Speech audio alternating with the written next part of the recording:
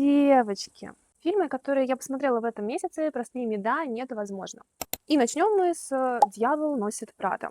Если оценивать фильм без привязки к прошлой части, то, конечно же, нет, слабовато. Но если мы говорим об этом фильме как о культурном наследии, то пускай будет да.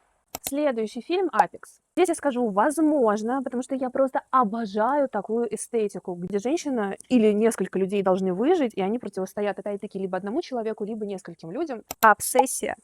Да, да и еще раз да. Мне было абсолютно не страшно, но весь фильм я ловила себя на мысли, что именно так, как главный персонаж мужского пола в этой картине себя ощущает каждая мать в декрете. Когда ребенок никак не может обойтись без своей мамы и постоянно «мама, мама». «Аватар». Я скажу нет.